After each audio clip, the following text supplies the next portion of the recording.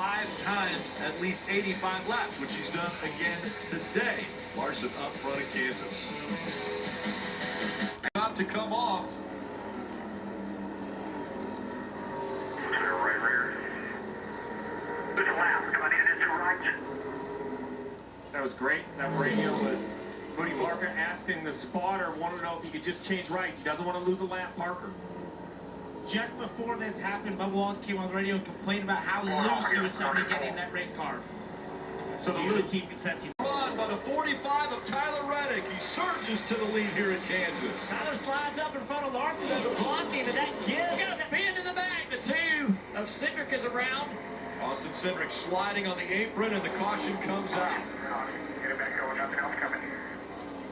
Oh boy. In the sun. Car's already lost power, and Seven's going to come up here running the top of the racetrack with nowhere to go. Luckily, not any hard contact. Everyone else is able to avoid. Not any hard contact, but you would have hoped that the spotter on the second, and there's the yellow.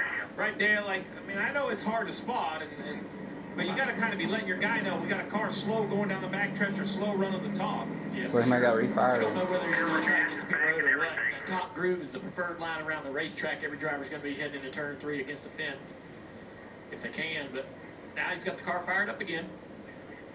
It's refired. We heard it running down on the apron when he went by in turn 3. So fascinating, you know. You kept coaching about switches and stuff, so the battery's obviously not dead. The thing wouldn't have cranked back up. So you have to ask yourself, you know, all of these engines now have some of these protection modes. Well, if that fails, just like your street car at home, you know, you take your car, it's not running around, it's always a sensor. Change the sensor, car's fine now. And you're like lose your mind because it's this sensor. Well, these race cars now have way more electronics involved, and there are sensors, and there are things that will protect them from themselves, right? There are low oil pressure sensors, things that make the cars not fail or blow up or have mechanical issues. So that's what makes this more complicated. The driver goes through the electronic dash and reads all these codes and all these things, but it's very hard to diagnose. So the 6th caution has now come out, and that means we'll have another restart with under 36 laps to go. Dave. Rick, it was an interesting run for Kyle Larson. He spent the time behind his teammate Chase Elliott, chasing him, and then when the caution came out, he said this. Yeah, we're a lot better than everybody.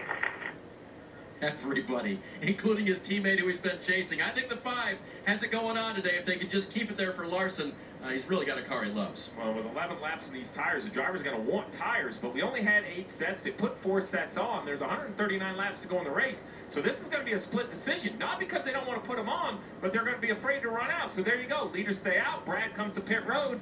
First intersection and pit strategy, Kim. And for Tyler Reddick, Billy Scott telling them we are putting scuffs on this car. We don't want to use up a set of stickers. Tyler Reddick's response, no problem, I've got this. Parker. The 22 team of Julie Logano was committed when this caution came out to getting on pit road here. So it looks like a little bit of slow stop on the right rear there. So there's a little bit of slow stop. Not going to work for the strategy they wanted here, Dave, to get some traction.